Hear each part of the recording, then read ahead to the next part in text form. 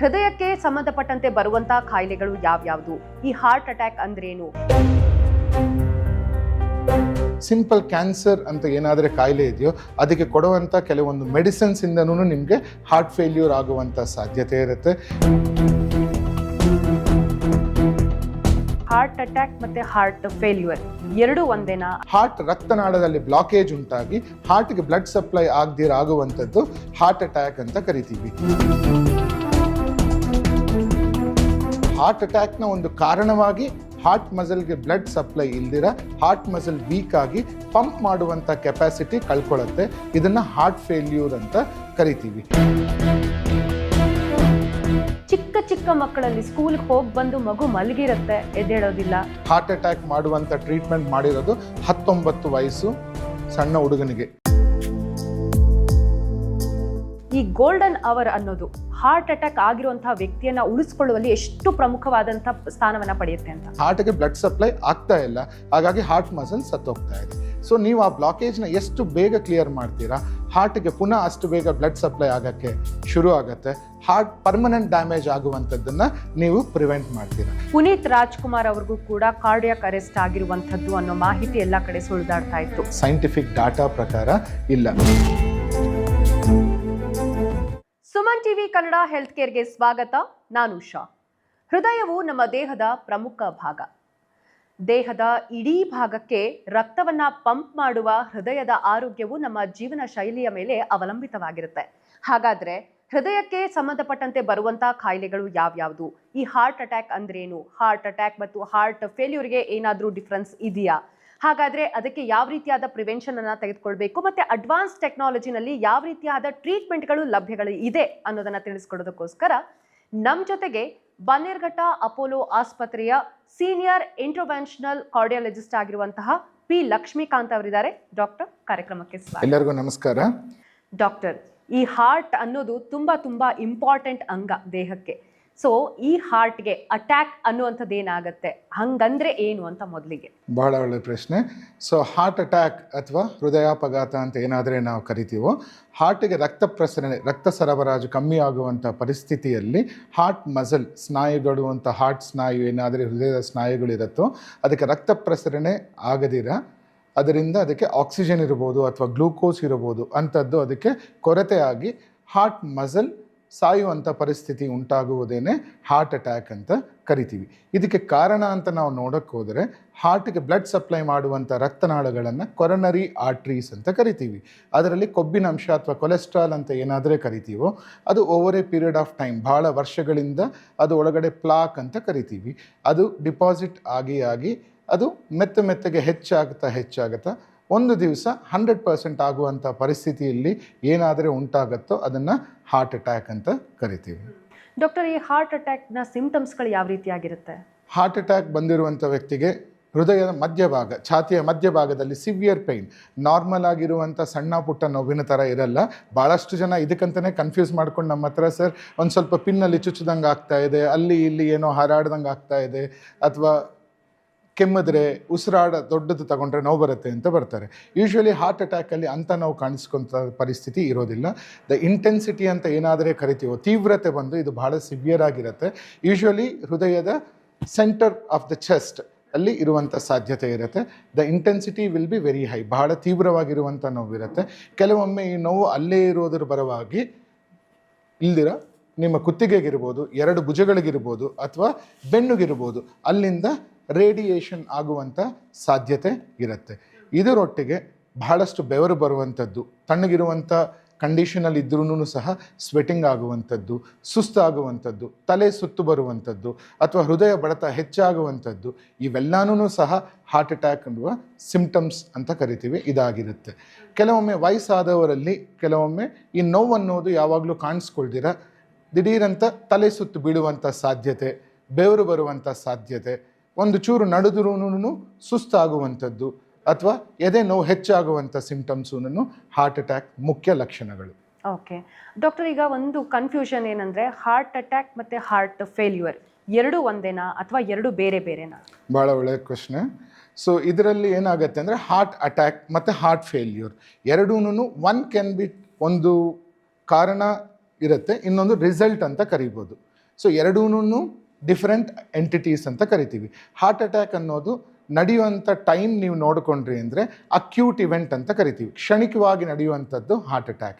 ಇದಕ್ಕೆ ಮೇಯ್ನ್ ಕಾರಣ ಬಂದು ರಕ್ತನಾಳದಲ್ಲಿ ಬ್ಲಾಕೇಜ್ ಉಂಟಾಗಿ ಹಾರ್ಟ್ಗೆ ಬ್ಲಡ್ ಸಪ್ಲೈ ಆಗುವಂಥದ್ದು ಹಾರ್ಟ್ ಅಟ್ಯಾಕ್ ಅಂತ ಕರಿತೀವಿ. ಅದೇ ಹಾರ್ಟ್ ಫೇಲ್ಯೂರ್ ಅನ್ನುವಂಥದ್ದು ಹಾರ್ಟ್ ಅಟ್ಯಾಕ್ನ ಒಂದು ಕಾರಣವಾಗಿ ಹಾರ್ಟ್ ಮಸಲ್ಗೆ ಬ್ಲಡ್ ಸಪ್ಲೈ ಇಲ್ದಿರ ಹಾರ್ಟ್ ಮಸಲ್ ವೀಕ್ ಆಗಿ ಪಂಪ್ ಮಾಡುವಂಥ ಕೆಪಾಸಿಟಿ ಕಳ್ಕೊಳ್ಳುತ್ತೆ. ಇದನ್ನು ಹಾರ್ಟ್ ಫೇಲ್ಯೂರ್ ಅಂತ ಕರಿತೀವಿ. ಹಾಗಾದರೆ ಹಾರ್ಟ್ ಫೇಲ್ಯೂರ್ಗೆ ಬರೀ ರಕ್ತ ಪ್ರಸರಣೆ ಕಮ್ಮಿ ಆಗಿರುವಂಥದ್ದು ಒಂದೇನ ಕಾರಣ ಅಂತ ಕೇಳಿದ್ರೆ ಖಂಡಿತವಾಗ್ಲೂ ಅಲ್ಲ. ಹಾರ್ಟ್ ಫೇಲ್ಯೂರ್ ಆಗಲಿಕ್ಕೆ ಹಲವಾರು ಕಾರಣಗಳಿರುತ್ತೆ. ಸಿಂಪಲ್ ಕ್ಯಾನ್ಸರ್ ಅಂತ ಏನಾದರೆ ಕಾಯಿಲೆ ಇದೆಯೋ ಅದಕ್ಕೆ ಕೊಡುವಂಥ ಕೆಲವೊಂದು ಮೆಡಿಸಿನ್ಸಿಂದನೂ ನಿಮಗೆ ಹಾರ್ಟ್ ಫೇಲ್ಯೂರ್ ಆಗುವಂಥ ಸಾಧ್ಯತೆ ಇರುತ್ತೆ. ಕೆಲವೊಮ್ಮೆ ಸ್ಟ್ರೆಸ್ಸಿಂದನೂ ಆಗುವಂಥ ಸ್ಟ್ರೆಸ್ ಇಂಡ್ಯೂಸ್ಡ್ ಕಾರ್ಡಿಯೋಮಯೋಪತಿ ಅಂತ ಕರಿತೀವಿ, ಅದೂ ಸಹ ಒಂದು ಕಾರಣ. ಕೆಲವೊಂದು ಸಲ ಬಾಡಿಯಲ್ಲಿ ಸಿವಿಯರ್ ಇನ್ಫೆಕ್ಷನ್ ಆಗುವಂಥ ಪರಿಸ್ಥಿತಿಯಲ್ಲಿ ಹಾರ್ಟ್ ಮೇಲೂ ಅದರ ಪ್ರಭಾವ ಬೀರಿ ಹಾರ್ಟ್ ಫೇಲ್ಯೂರ್ ಆಗುವಂಥ ಸಾಧ್ಯತೆ ಇರುತ್ತೆ. ಸೊ ಹಾಗಾಗಿ ಹಾರ್ಟ್ ಅಟ್ಯಾಕ್ ಅನ್ನುವುದು ಅಕ್ಯೂಟ್ ಇವೆಂಟ್ ಅಂತ ಕರಿತೀವಿ. ಹಾರ್ಟ್ ಫೇಲ್ಯೂರ್ ಅನ್ನೋದು ಮೆಜಾರಿಟಿ ಆಫ್ ದ ಪೇಷಂಟ್ಸ್, ಭಾಳಷ್ಟು ಜನಗಳಲ್ಲಿ ಕ್ರಾನಿಕ್ ಇವೆಂಟ್ ಅಂತ ಕರಿತೀವಿ. ಹಾರ್ಟ್ ಅಟ್ಯಾಕಲ್ಲಿ ಯೂಶ್ವಲಿ ನಾವು ಇಷ್ಟೊತ್ತು ಏನಾದರೆ ಮಾತಾಡಿದ್ವೋ, ಛಾತಿಯ ಮಧ್ಯಭಾಗದಲ್ಲಿ ಸಿವಿಯರ್ ನೋವು ಬರುವಂಥದ್ದು, ಬೆವರು ಬರುವಂಥದ್ದು ಸಿಂಪ್ಟಮ್ಸ್ ಕಾಣಿಸ್ಕೊಳ್ಳುತ್ತೆ. ಅದೇ ಹಾರ್ಟ್ ಫೇಲ್ಯೂರಲ್ಲಿ ಕಾಲು ಊತ ಬರುವಂಥದ್ದು, ಸುಸ್ತು ದುರ್ಬಲತೆ ಅಂತ ಏನಾದರೆ ಕರಿತೀವೋ ಸುಸ್ತಾಗುವಂಥದ್ದು, ಉಸಿರಾಟಕ್ಕೆ ತೊಂದರೆ ಇರುವಂಥದ್ದು, ಒಂದು ಸ್ವಲ್ಪ ನಡೆದ್ರೂ. ಕೆಲವೊಮ್ಮೆ ಪೇಷಂಟ್ ಬಂದು ಹೇಳ್ತಾರೆ, ಸರ್ ಸುಮ್ಮನೆ ಕುಂತಿರುವಾಗ ನಮಗೇನೂ ತೊಂದರೆ ಇಲ್ಲ, ಯಾವಾಗ ನಾನು ಒಂದು ಸ್ವಲ್ಪ ಕೆಲಸ ಮಾಡಲಿಕ್ಕೆ ಸ್ಟಾರ್ಟ್ ಮಾಡ್ತೀನಿ, ಈವನ್ ಸಿಂಪಲ್ ಆ್ಯಕ್ಟಿವಿಟೀಸ್ ಏನಾದರೆ ದಿನನಿತ್ಯ ಕೆಲಸಗಳೇನಾದರೆ ಇರುತ್ತೋ, ರೆಸ್ಟ್ ರೂಮ್ಗೆ ಹೋಗುವಂಥದ್ದು, ಸ್ನಾನ ಮಾಡುವಂಥದ್ದು, ಅಂಥದ್ದು ಮಾಡಬೇಕಾದ್ರೂ ನನಗೆ ಆಯಾಸ ಬರುತ್ತೆ, ಉಸಿರಾಟಕ್ಕೆ ತೊಂದರೆ ಆಗುತ್ತೆ, ಕಾಲು ಊತ ಬರುತ್ತೆ ಅಂತ ಏನಾದರೆ ಕರೀತಾರೆ. ಇವೆಲ್ಲನೂ ಹಾರ್ಟ್ ಫೇಲ್ಯೂರ್ನ ಮುಖ್ಯ ಲಕ್ಷಣಗಳು ಅಂತ ಕರಿತೀವಿ.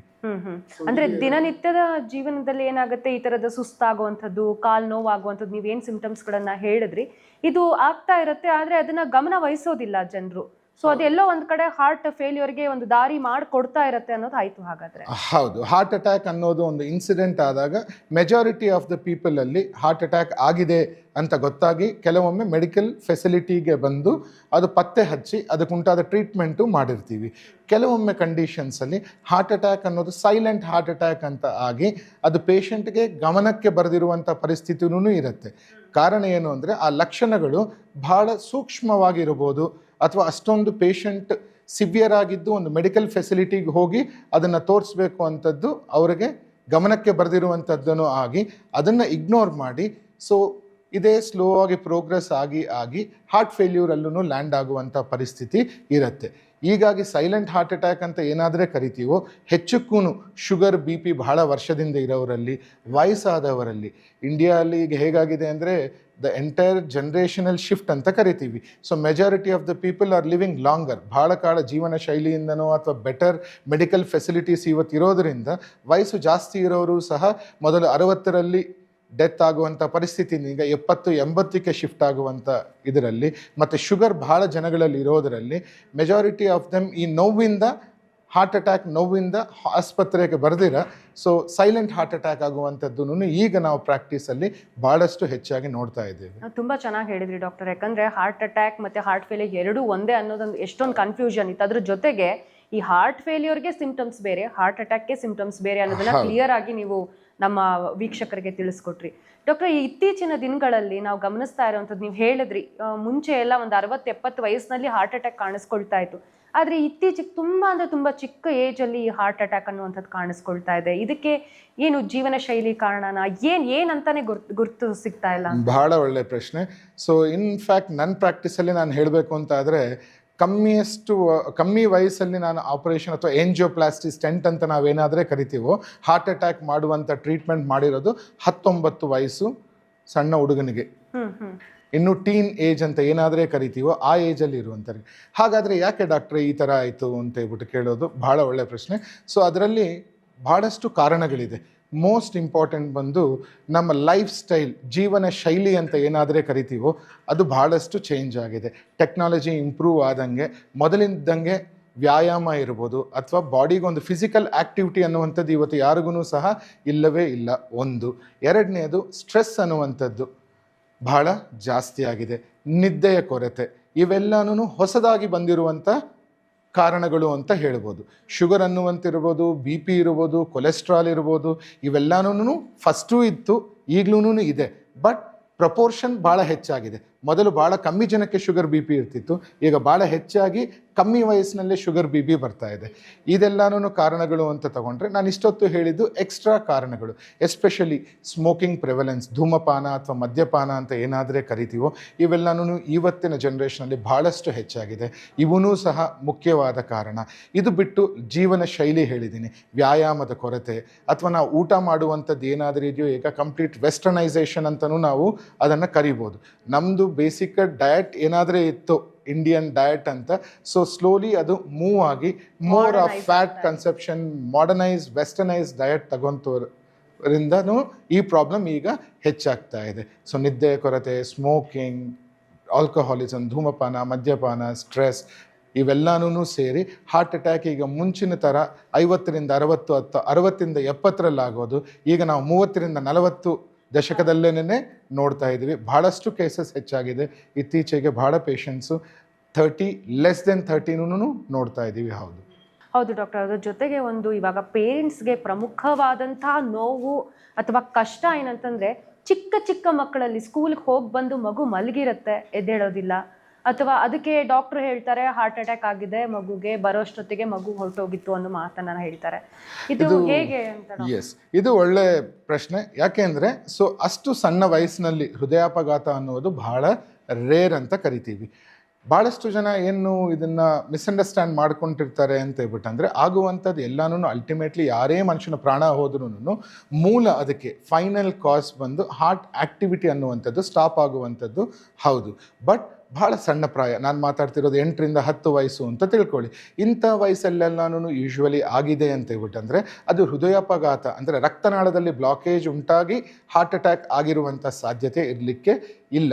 ಇದು ಬೇರೆ ವಿಧವಾದಂಥ ಹಾರ್ಟ್ ರೇಟ್ ರಿಲೇಟೆಡ್ ಪ್ರಾಬ್ಲಮ್ಸ್ ಅಂತ ಕರಿತೀವಿ. ಹೃದಯ ಬಡಿತ ಏನಾದರೆ ಇದೆಯೋ ಅದು ಹೆಚ್ಚು ಕಮ್ಮಿ ಆಗುವಂಥದ್ದು ಕೆಲವೊಂದು ಕುಟುಂಬ ಪರವಾಗಿ ಹೆರಿಡಿಟ್ರಿ ಆಗಿ ನಡೆಯುವಂಥ ಕೆಲವೊಂದು ಕಾರಣಗಳಿರುತ್ತೆ. Long QT syndrome, short QT syndrome, ಅಥವಾ ಹೈಪರ್ಟ್ರೋಫಿಕ್ ಕಾರ್ಡಿಯೋಮಯೋಪತಿ ಅಂತ ಕರಿತೀವಿ.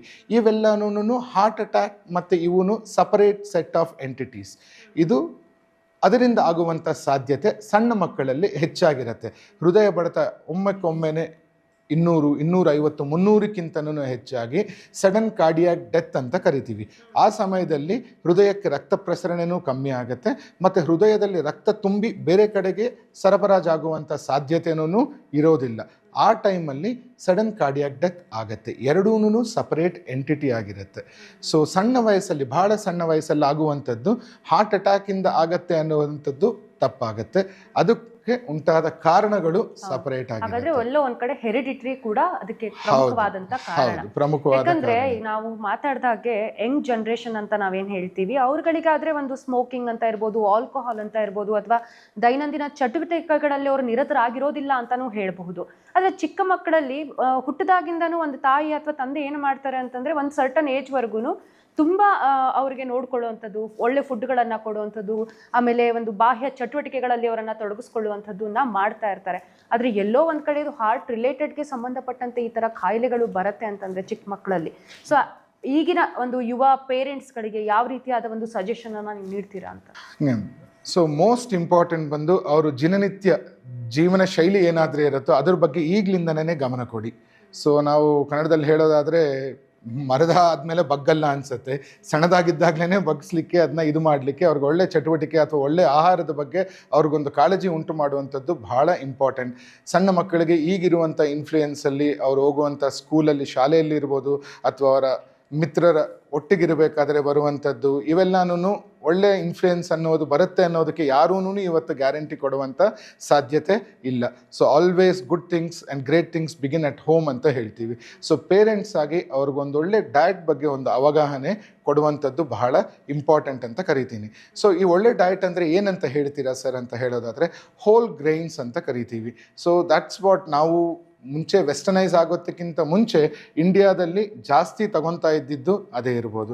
ಸೊ ಕರ್ನಾಟಕದಲ್ಲಿ ಕನ್ನಡದಲ್ಲಿ ಮಾತಾಡ್ತಿರೋದು ಮುದ್ದೆ ಅಂತ ನಾವೇನಾದರೆ ಕರಿತೀವೋ ಅಥವಾ ರಾಗಿ ಬೇಸ್ಡ್ ಇರ್ಬೋದು, wheat based, millets based, oat based, whole grains ಅನ್ನುವಂಥ ಡಯಟ್ ಅವರಿಗೆ ಫಸ್ಟಿಂದನೇ ಕಷ್ಟ ಆಗತ್ತೆ. ಮಕ್ಕಳಿಗೆ ಇಷ್ಟ ಆಗಲ್ಲ, ಸಿಹಿ ಇರಲ್ಲ, ತಿನ್ನಲಿಕ್ಕೆ ರುಚಿ ಇರಲ್ಲ ಅಂತನೂ ಅವ್ರಿಗೆ ಕಷ್ಟ ಇರ್ಬೋದು. At least 1 meal of the day ಅವ್ರಿಗೆ ಫಸ್ಟಿಂದನೇ ಇದು ಅಳವಡಿಸಿದ್ರಿ ಇವತ್ತು ಅಂದರೆ ಮುಂಚೆಗೆ ಅವರು ದೊಡ್ಡವರಾಗುವಂಥ ಟೈಮಲ್ಲಿ ಒಬಿಸಿಟಿ ಅಂತ ಏನಾದರೆ ಕರಿತೀವೋ, ಅಧಿಕ ತೂಕವಾಗಿರುವಂಥದ್ದು, ಮೈ ಭಾರ ಅನ್ನುವಂಥದ್ದು ಏನಾದರೂ ಇರುತ್ತೆ, ಅದು ಕಮ್ಮಿ ಆದ್ರೂ ಹಲವಾರು ಕಾಯಿಲೆಗಳು ಅದರಿಂದ ಕಮ್ಮಿ ಆಗುವಂಥ ಸಾಧ್ಯತೆ ಇರುತ್ತೆ. ಮತ್ತು ಇನ್ನೊಂದು ಲೀಡ್ ಬೈ ಎಕ್ಸಾಂಪಲ್ ಅಂತಲೂ ಹೇಳ್ಬೋದು. ಭಾಳ ಕಷ್ಟ ಇರ್ಬೋದು ಇವತ್ತಿನ ಜೀವನ ಶೈಲಿಯಲ್ಲಿ. ಮೆಜಾರಿಟಿ ಆಫ್ ದ ಪೇರೆಂಟ್ಸ್ ಇಬ್ಬರೂ ಕೆಲಸ ಮಾಡುವಂಥರ ಪರಿಸ್ಥಿತಿ ಇರುತ್ತೆ. ಇಬ್ಬರೂ ಆಫೀಸ್ಗೆ ಹೋಗಬೇಕು, ಮನೆಯಲ್ಲಿ ಕಾನ್ಸಂಟ್ರೇಟ್ ಮಾಡೋಕ್ಕಾಗಲ್ಲ. ಅವರೇನೇ ಕೆಲಸ ಮಾಡಿ ನೈಟ್ 11ಕ್ಕೆ 12ಕ್ಕೆ ಮಲಗುವಂಥ ಪರಿಸ್ಥಿತಿ ಇರಬೇಕಾದ್ರೆ ಅವರೇನೇ ಲೀಡ್ ಬೈ ಎಕ್ಸಾಂಪಲ್ ಅಂತ ಹೇಳೋದು ಈಸಿ ಆಗ್ಬೋದು. ನೀವೂ ಒಂದು ಫಿಸಿಕಲ್ ಆ್ಯಕ್ಟಿವಿಟಿ ಮಾಡಿದ್ರೆ ಅಂದರೆ ನಿಮ್ಮನ್ನು ನೋಡಿ ನಿಮ್ಮ ಮಕ್ಕಳೂ ಅದನ್ನು ಅಳವಡಿಸ್ಕೊಳ್ಳಿಕ್ಕೆ ಸಾಧ್ಯತೆ ಇರುತ್ತೆ. ಈಗಿರುವಂಥ ACC AHA ಗೈಡ್ಲೈನ್ಸ್ ಅಂತ ಏನಾದರೆ ಕರಿತೀವೋ ಅದರ ಪ್ರಕಾರ ಒಂದು ದಿವಸಕ್ಕೆ ಮಿನಿಮಮ್ 30ರಿಂದ 45 ನಿಮಿಷಗಳ ಪ್ರತಿನಿತ್ಯ ವ್ಯಾಯಾಮ, ಅಟ್ಲೀಸ್ಟ್ ವಾರದಲ್ಲಿ 5 ದಿವಸ, ಸಂಡೇ ಸ್ಯಾಟರ್ಡೇ ಲೀವ್. ಸೊ ಉಳಿದಿರೋ 5 ದಿವಸ ಅಟ್ಲೀಸ್ಟ್ ನಾವು 30ರಿಂದ 45 ನಿಮಿಷ any form of physical activity, aerobic activity ಅಂತ ಕರಿತೀವಿ. So walking, jogging, light jogging ಇರ್ಬೋದು, ಅಥವಾ ಸ್ಟ್ರೆಚಸ್ ಅಂತ ಏನಾದರೆ ಕರಿತೀವಿ, ಕಾರ್ಡಿಯೋವ್ಯಾಸ್ಕ್ಯುಲರ್ ಎಕ್ಸಸೈಸಸ್ ಅಂತ ಏನಾದರೆ ಕರಿತೀವೋ ಅದನ್ನು ಮಾಡೋದು ಒಂದು ಒಳ್ಳೆಯದಾಗತ್ತೆ.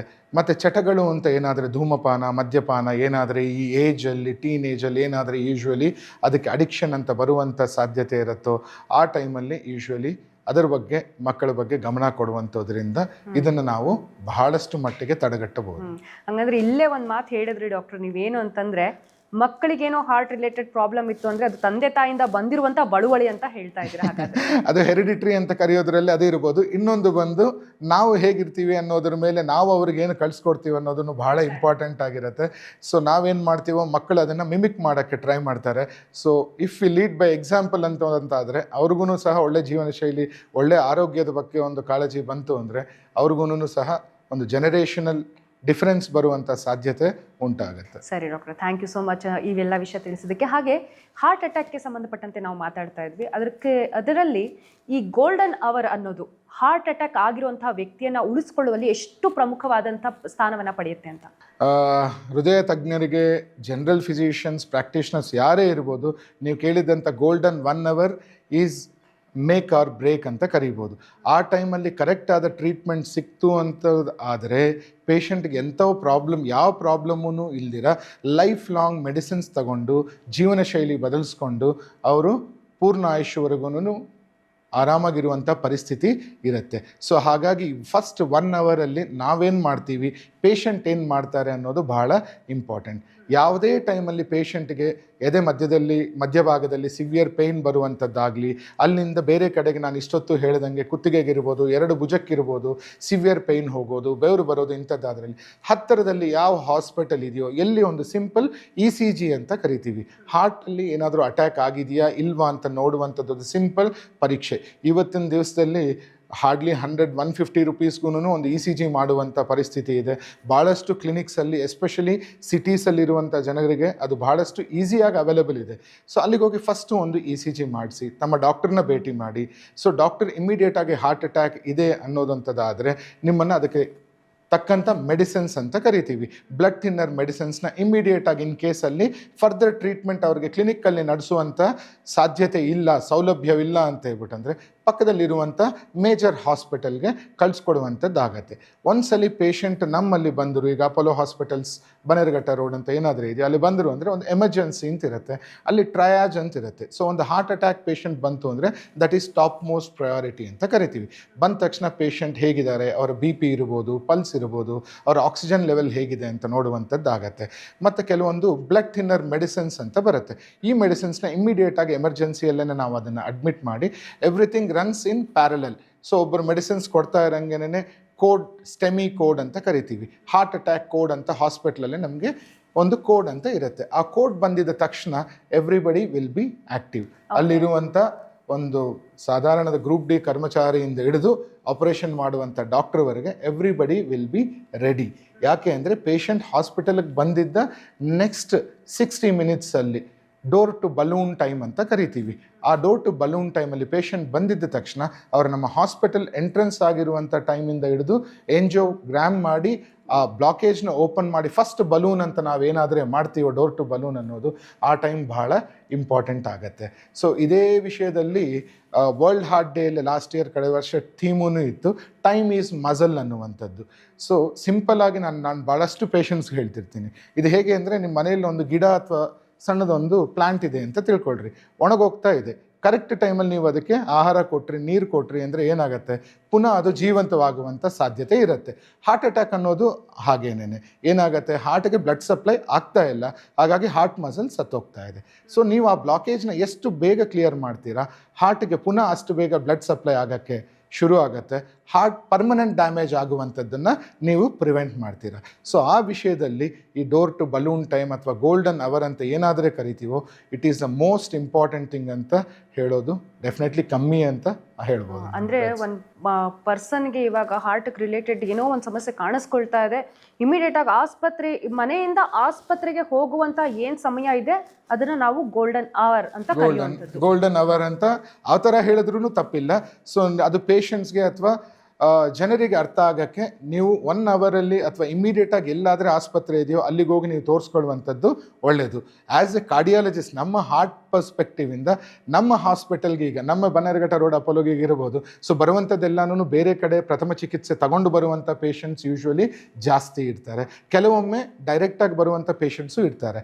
ಸೊ ನಮ್ಮ ಪರ್ಸ್ಪೆಕ್ಟಿವಿಂದ ನಾವು ಹಾಸ್ಪಿಟ್ಲಿಗೆ ಬಂದಿದ್ದರಿಂದ ನಾವು ಎಂಜಿಯೋಪ್ಲಾಸ್ಟಿ ಮಾಡೋದನ್ನ ಏನಾದರೆ ಕರಿತೀವೋ ಅದನ್ನು ಡೋರ್ ಟು ಬಲೂನ್ ಟೈಮ್ ಅಂತ ಕರಿತೀವಿ.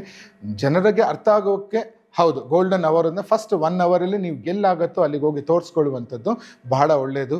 That gives better chance of survival. ಜೀವ ಉಳಿಸ್ಕೊಳ್ಳಿಕ್ಕೆ ಆ 1 ಅವರ್ ಏನಾದರೂ ಇದೆಯೋ ಅದು ಬಹಳ ಇಂಪಾರ್ಟೆಂಟ್ ಅಂತ ಕರಿತೀವಿ.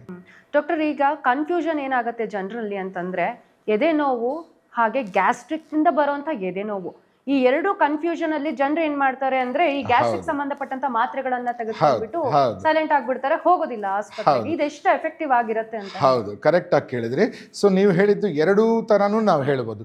ಒಂದು, ಗ್ಯಾಸ್ಟ್ರಿಕ್ ಅಂತ ತಿಳ್ಕೊಂಡು ಮಾತ್ರೆ ತಗೊಂಡು ಏನೂ ಇಲ್ಲ ಅಂತ ನೋಡುವಂಥ ಪಾಪ್ಯುಲೇಷನ್ ಸಬ್ಸೆಟ್ಟೂ, ಜನರ ಸಬ್ಸೆಟ್ಟೂ ಒಂದಿರುತ್ತೆ. ಇನ್ನೊಂದು ಸಬ್ಸೆಟ್ ಬಂದು ಯಾವುದೇ ನೋವು ಇಲ್ಲಿ ಬಂತು ಅಂದ ತಕ್ಷಣ ಅದು ಹಾರ್ಟ್ ರಿಲೇಟೆಡ್ ನೋವು ಅಂತ ಅರ್ಜೆಂಟಾಗಿ ಹಾರ್ಟ್ ಅಟ್ಯಾಕ್ ಆಯಿತು ಅಂತ ಹೇಳ್ಬಿಟ್ಟು ಎಮರ್ಜೆನ್ಸಿಗೆ ಹೋಗುವಂಥ ಪರಿಸ್ಥಿತಿನೂ ಇದೆ. ಎರಡು ಥರನೂ ನಿಜ. ಸೊ ಅದನ್ನು ಬಿಡಿಸಿ ಹೇಳಬೇಕು ಅಂತ ಹೇಳ್ಬಿಟ್ಟು ಹೇಳಿದ್ರೆ, ಈಗ ಎನಿ ಚೆಸ್ಟ್ ಪೇನ್, ನಾನೀಗ ಇಷ್ಟೊತ್ತು ಏನಾದರೆ ಹೇಳಿದ್ನೋ, ಮಧ್ಯಭಾಗದಲ್ಲಿ ಬರುವಂಥದ್ದು ಸಿವಿಯರ್ ಪೇಯ್ನ್ ಇದೆ, lasting more than 5 to 10 minutes, ಅದರ ಜೊತೆಗೆ ಬೆವರುವಂಥದ್ದು, ಎದೆ ಬಡಿತ, ಉಸಿರಾಡೋಕ್ಕೆ ತೊಂದರೆ ಆಗೋದು, ಹೆಚ್ಚಾಗಿ ಎದೆ ಹೊಡ್ಕೊಳ್ಳೋದು, ಸುಸ್ತಾಗುವಂಥದ್ದು, ಆ ನೋವಿದೆ ಅಂದರೆ ಆ ಟೈಮಲ್ಲಿ ಎಂಥ ಪರಿಸ್ಥಿತಿಯಲ್ಲೂ ಡಿಲೇ ಮಾಡಬಾರದು. ಪಕ್ಕದಲ್ಲಿ ಹೋಗಿ ಒಂದು ECG ಮಾಡಿಸುವಂಥದ್ದು ಬಹಳ ಒಳ್ಳೆಯದು. ಸೊ ಇನ್ನೊಂದು ಸಬ್ಸೆಟ್ ಬರುತ್ತೆ, ಸರ್ ಚುಚ್ಚಿದಂಗೆ ಆಗತ್ತೆ, ಇಲ್ಲೆಲ್ಲೋ ಏನೋ ಓಡಾಡ್ದಂಗೆ ಆಗತ್ತೆ ಅಂತ ಭಾಳಷ್ಟು ಜನ ಪೇಷಂಟ್ಸ್ ಬರ್ತಾರೆ. So majority of the time ಅವೆಲ್ಲನೂ ಹಾರ್ಟ್ ರಿಲೇಟೆಡ್ ಇಲ್ದಿರುವಂಥ ಪರಿಸ್ಥಿತಿನೂ ಇರುತ್ತೆ.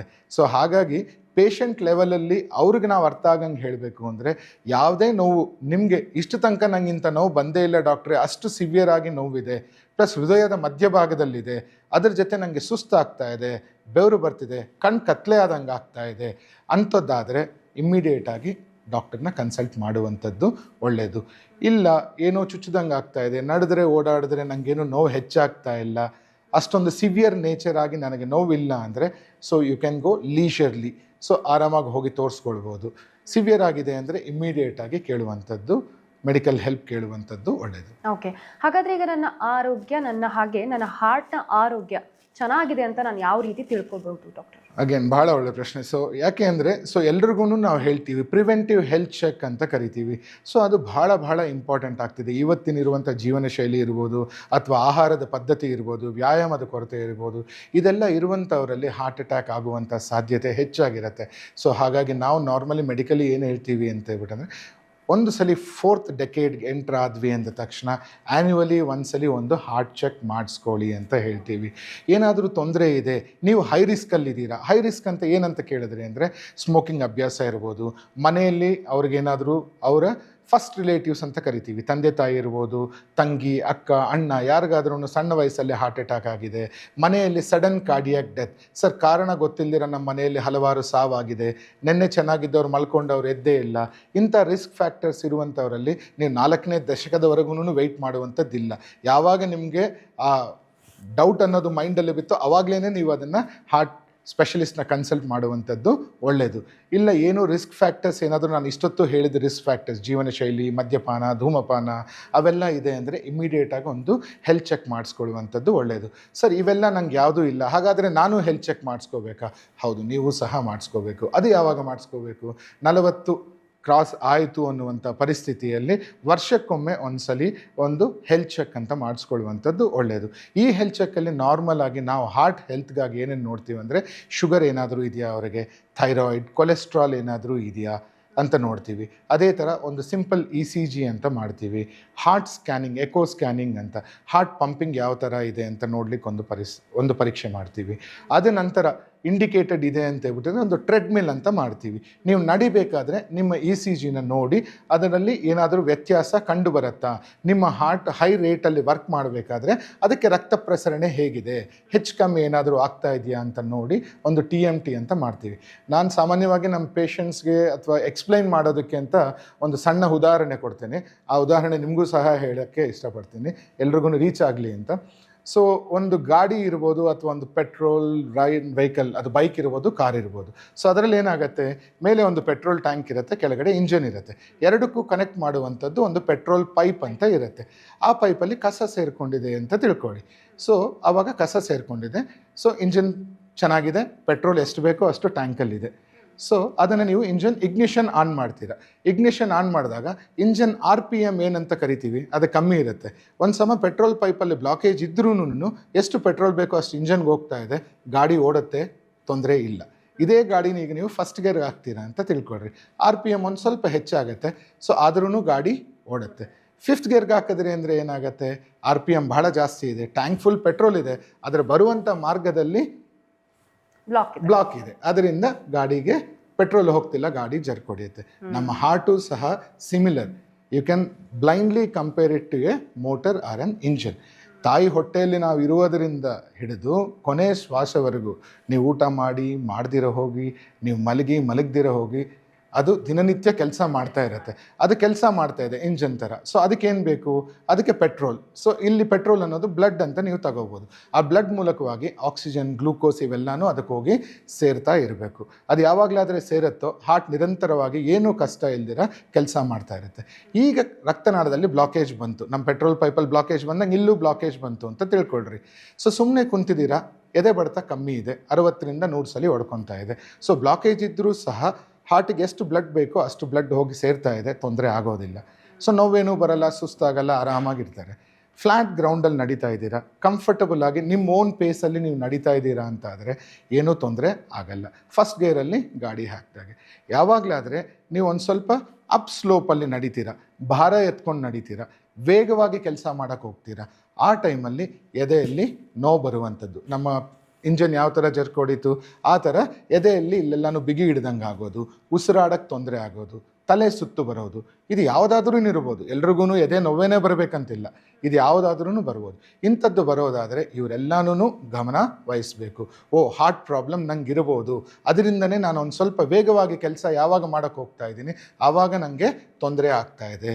ಸೊ ಈ ಟೈಮಲ್ಲಿ ಒಂದು ಹಾರ್ಟ್ ಅಟ್ಯಾಕ್ ಆಗೋದಕ್ಕಿಂತ ಮುಂಚೆ ಇದು ಮುನ್ಸೂಚನೆ ಅಂತ ಕರಿಬೋದು. ಸೊ ನಾನು ಹೋಗೊಂದು ಡಾಕ್ಟ್ರನ್ನ ಕನ್ಸಲ್ಟ್ ಮಾಡಿ ಅದಕ್ಕೆ ತಕ್ಕಂಗೆ ನಾನು ಟ್ರೀಟ್ಮೆಂಟ್ ಮಾಡಿಸ್ಕೋಬೇಕು ಅನ್ನೋದು ಒಂದು ಜನರಿಗೆ ಅವಗಾಹನೆ ಬರಬೇಕು. ಹಾಗಾಗೇನೆ ಈ ಉದಾಹರಣೆ ಹೇಳಿದ್ದು. ಅಂದ್ರೆ ಒಂದು ಪ್ರೊಸೀಜರ್, ಆಸ್ಪತ್ರೆಗೆ ಬಂದ ತಕ್ಷಣನೇ ಅವರು ಹಾರ್ಟ್ ಅಟ್ಯಾಕ್ ಆಗಿರ್ಲೇಬೇಕು ಅಂತಲ್ಲ, ಈ ಹಾರ್ಟ್ ರುಟೀನ್ ಚೆಕ್ ಮಾಡಿಸ್ಕೊಳ್ಳೋದಕ್ಕೆ ಒಂದು ಸಿಂಪಲ್ ಪ್ರೊಸೀಜರ್ ಅನ್ನು ನಿಮ್ಮ ಎಲ್ಲ ಪ್ರತಿಯೊಂದು ಆಸ್ಪತ್ರೆಗಳಲ್ಲೂ ಕೂಡ ಮೇಂಟೈನ್ ಮಾಡೋದು. ಈಗ ಹಲವಾರು ಆಸ್ಪತ್ರೆಯಲ್ಲಿ ಮಾಸ್ಟರ್ ಹೆಲ್ತ್ ಚೆಕಪ್ ಅಂತ ಕರಿತೀವಿ. ಅದರಲ್ಲಿ ಬಹಳಷ್ಟು ಬ್ಲಾಂಕೆಟ್ ಆಫ್ ಇನ್ವೆಸ್ಟಿಗೇಷನ್ಸ್ ಅದರಲ್ಲಿ ಬರುತ್ತೆ. ಅದರಲ್ಲಿ ನಿಮ್ಮ ಶುಗರ್, ಥೈರಾಯ್ಡ್, ಕೊಲೆಸ್ಟ್ರಾಲ್, ಕಿಡ್ನಿ ಪರೀಕ್ಷೆ, ಲಿವರ್ ಪರೀಕ್ಷೆ, ಒಂದು ಬೇಸಿಕ್ ECG ಪರೀಕ್ಷೆ, ಎಕೋ ಪರೀಕ್ಷೆ ಇವೆಲ್ಲನೂ ಆಗುತ್ತೆ. ಮಾಡುತ್ತೆ. ಅಷ್ಟಾದರೆ ಸಾಕು. ಅದರಲ್ಲೇನೆ ಹಲವಾರು ಆಸ್ಪತ್ರೆ, ನಮ್ಮ ಆಸ್ಪತ್ರೆಯಲ್ಲೂ ಸಹ ಒಂದು ಜನರಲ್ ಫಿಸಿಷಿಯನ್ ಕನ್ಸಲ್ಟೇಷನ್ ಅಂತ ಇರುತ್ತೆ. ಸೊ ಆ ಡಾಕ್ಟರ್ ನೋಡಿದ ತಕ್ಷಣ ನಿಮ್ಮನ್ನು ರಿಸ್ಕ್ ಸ್ಟ್ರಾಟಿಫೈ ಅಂತ ಮಾಡ್ತಾರೆ. ಇವ್ರಿಗೆ ಫರ್ದರ್ ಕಾರ್ಡಿಯಾಲಜಿಸ್ಟ್ನ ಭೇಟಿ ಮಾಡುವಂಥ ಅಗತ್ಯ ಇದೆಯಾ, ಫರ್ದರ್ ಕಾರ್ಡಿಯಾಕ್ ಟೆಸ್ಟಿಂಗ್ ಅಗತ್ಯ ಇದೆಯಾ ಇಲ್ವಾ ಅಂತ ಇದ್ದರೆ ಅವ್ರು ನಮ್ಮ ಹತ್ರ ಕಳಿಸ್ತಾರೆ. ಇಲ್ಲ ಅಂದರೆ ಅಲ್ಲೇನೇ ಅವ್ರಿಗೆ ಜೀವನ ಶೈಲಿ ಬಗ್ಗೆ ಏನಾದರೂ ತೊಂದರೆ ಇದ್ದರೆ ಅದನ್ನು ಟ್ರೀಟ್ಮೆಂಟ್ ಮಾಡಿ ಕಳಿಸ್ತಾರೆ. ಸರಿ ಡಾಕ್ಟರ್, ಇನ್ನು ಈ ಆಂಜಿಯೋಪ್ಲಾಸ್ಟಿ, ಆಂಜಿಯೋಗ್ರಾಮ್ ಯಾವ ಹಂತದಲ್ಲಿ ಮಾಡುವಂಥದ್ದು? ಸೊ ಅಕ್ಯೂಟ್ ಹಾರ್ಟ್ ಅಟ್ಯಾಕ್ ಅಂತ ಏನಾದರೆ ಕರಿತೀವಿ, ಅಂಥ ಹಂತದಲ್ಲಿ ಬಂದಾಗಂತೂ ಮಾಡಲೇಬೇಕಾಗತ್ತೆ. ಅಥವಾ ಕೆಲವೊಮ್ಮೆ ಹಾರ್ಟ್ ಫೇಲ್ಯೂರ್ಗೆ ಕಾರಣ ಪತ್ತೆ ಹಚ್ಚಲಿಕ್ಕೆ, ಇದು ರಕ್ತನಾಳದಲ್ಲಿ ಬ್ಲಾಕೇಜ್ ಇದ್ದು ಹಾರ್ಟ್ಗೆ ರಕ್ತ ಪ್ರಸರಣೆ ಕಮ್ಮಿಯಾಗಿ ಆಗ್ತಿದೆಯಾ ಅಥವಾ ಬೇರೆ ಕಾರಣದಿಂದ ಆಗ್ತಿದೆಯಾ ಅಂತ ನೋಡಲಿಕ್ಕೆ ಮಾಡಬೇಕಾಗತ್ತೆ. ಇಷ್ಟೊತ್ತು ನಾನು ಹೇಳಿದೆ, ನಮ್ಮ ಕಾರ್ ಎಕ್ಸಾಂಪಲ್ ಕೊಟ್ಟು, ನಡೆದರೆ ಓಡಾಡಿದ್ರೆ ಸುಸ್ತಾಗುವಂಥ ಪೇಷಂಟ್, ಎದೆ ನೋವು ಬರುವಂಥ ಪೇಷಂಟ್ಸಲ್ಲೂ ಏಂಜಿಯೋಗ್ರಾಮ್ ಅಂತ ಮಾಡ್ತೀವಿ.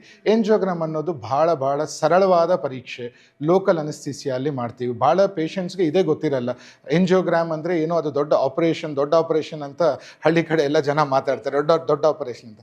ಆ ಥರ ಅಲ್ಲ, ಇದನ್ನು ಮಾಡೋದು ಲೋಕಲ್ ಅನಿಸ್ಥಿಸಿಯಾ ಅಂತ ಕೊಡ್ತೀವಿ. ಯೂಶ್ವಲಿ ಫಸ್ಟ್ ಎಲ್ಲನೂ ಇದನ್ನ ತೊಡೆಯಿಂದ ಮಾಡ್ತಾಯಿದ್ರು, ಈಗ ಅಡ್ವಾನ್ಸ್ಮೆಂಟ್ಸಲ್ಲಿ ಕೈಯಿಂದನೇ ಮಾಡ್ತೀವಿ. ಕೈಯಲ್ಲಿ ಒಂದಿಷ್ಟು ಭಾಗಕ್ಕೆ ಲೋಕಲ್ ಅನಿಸ್ಥಿಸಿಯಾ ಅಂತ ಕೊಟ್ಟು ಅದು ಮರಗಟ್ಟಂಗೆ ಮಾಡಿ ಅಲ್ಲೊಂದು ಕೆಥೆಟರ್ ಟ್ಯೂಬ್ ಅಂತ ಇಡ್ತೀವಿ, ಶೀತ್ ಅಂತ.